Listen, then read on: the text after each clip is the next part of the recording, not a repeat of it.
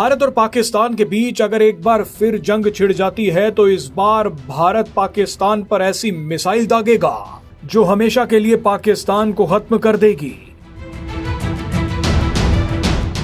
भारत अपनी एक खतरनाक मिसाइल में बहुत बड़े बदलाव कर रहा है।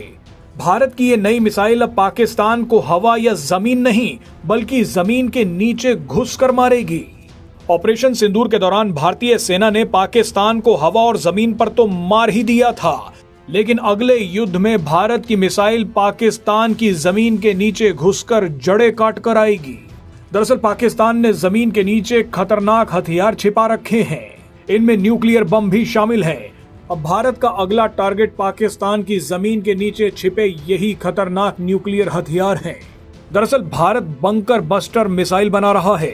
भारत की ये मिसाइल पाकिस्तान या चीन के अंडरग्राउंड तहखानों और न्यूक्लियर अड्डों को निशाना बनाएगी। भारत का डीआरडीओ अग्नि 5 मिसाइल में कुछ हैरत अंगेज बदलाव कर रहा है। इस बड़े एक्सपेरिमेंट में भारत को सफलता मिल गई है।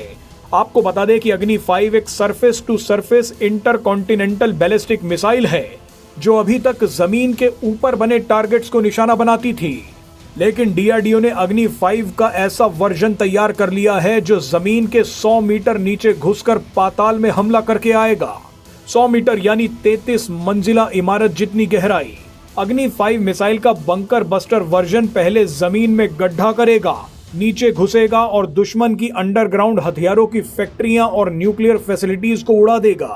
अग्नि 5 का ये नया version 7500 kilogram bunker buster warhead ले जाने में सक्षम है, यानी एक बार हमला होते ही पाकिस्तान के न्यूक्लियर हथियार हमेशा के लिए नष्ट हो जाएंगे।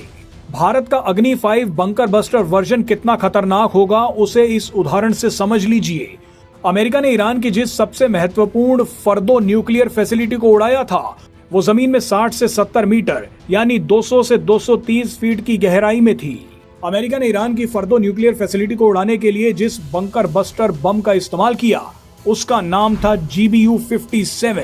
GBU-57 भी 60 से 70 मीटर की गहराई में घुसकर हमला कर सकता है। यह लगभग 20 मंजिला इमारत के बराबर की गहराई है। मगर भारत जो बंकर बस्टर बम तैयार कर रहा है वो जमीन के 100 मीटर नीचे यानी करीब 330 फीट नीचे घुसकर तबाही मचा देगा। जरूरत पड़ने पर पाकिस्तान की गहरी से गहरी अंडरग्राउंड न्यूक्लियर फैसिलिटी को कुछ ही सेकंड्स में बर्बाद किया जा सकेगा।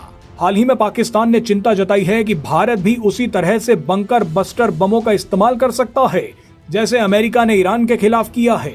जानकारी के लिए बता दें कि पाकिस्तान की underground nuclear facilities Kairana hills और चगाई हिल्स के नीचे हैं। कैराना हिल्स सरगोधा में है जो भारत के बेहद नजदीक है। ऑपरेशन सिंदूर के दौरान यहाँ पर भी कुछ धमाके हुए थे। ये धमाके किसने किए थे उसकी जानकारी अभी नहीं है।